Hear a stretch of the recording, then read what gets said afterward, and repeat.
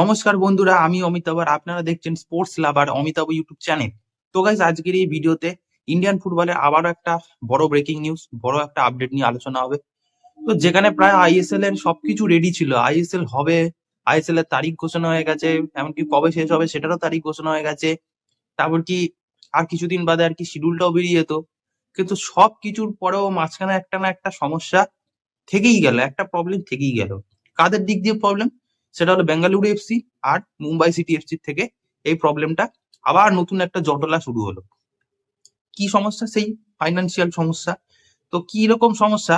যে Bengaluru FC, Mumbai city FC প্লেয়াররা সবাই মিলে ভিডিও করছিল, ইন্ডিয়ান ফুটবল টিমকে বাঁচাও, ইন্ডিয়ান ফুটবলকে বাঁচাও, আইএসএল শুরু করা হোক, আইএসএল শুরু না হলে গ্রাউন্ড স্টাফরা কিছু ইনকাম করতে পারবে না, ভারতীয় ফুটবলাররা ইনকাম করতে পারবে না, ভারতীয় ফুটবলারদের ভবিষ্যৎ নষ্ট হয়ে যাবে। আজকে তাদের জন্যই ভারতীয় ফুটবলে আইএসএল আবার সমস্যায় পড়লো। তো কিরকম সমস্যা?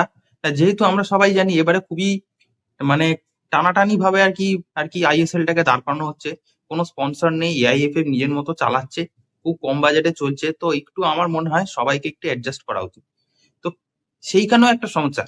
কারণ কি না, মুম্বাই সিটি এফসি প্লেয়াররা মানে মুম্বাই সিটি এফসি আর কি প্লেয়ারদের আর কি 20% করে স্যালারি কাট করতে চেয়েছে। এটা বেঙ্গালুরু এফসির ক্ষেত্রেও হয়েছে। তো তারা এই প্লেয়ার গুলো বলছে যে আমরা স্যালারি কাট করে খেলবো না। তারা এখন আর স্যালারি কাট করে 20% স্যালারি কাট করে তারা খেলতে চাইছে না, তারা অবজেকশন দিচ্ছে। বেঙ্গালুরু এফসি এক সপ্তাহের মধ্যে জানাবে যে তারা খেলবে কি খেলবে না। মুম্বাই সিটি এফসিও সেই সমস্যা করছে। তো এখন এক সপ্তাহ সময় আছে। এই এক সপ্তাহের মধ্যে তারা এখন আবার ডিসিশন জানাবে যে তারা স্যালারি কাট করে খেলবে কি খেলবে না।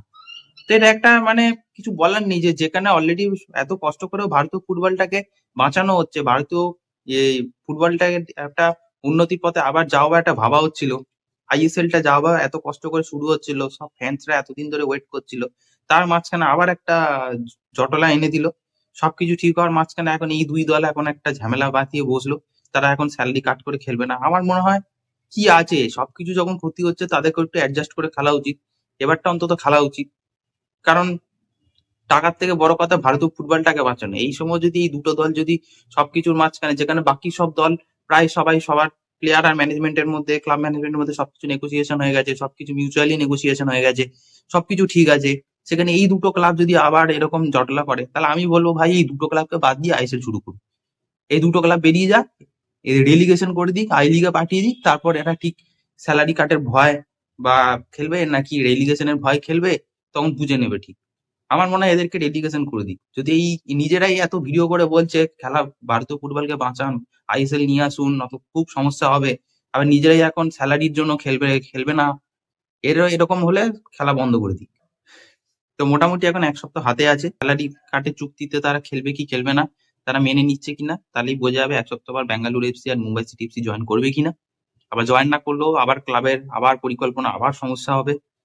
তো এরকম সমস্যার মাঝখানে আইএসএলটা এবার হচ্ছে খুব সমস্যা।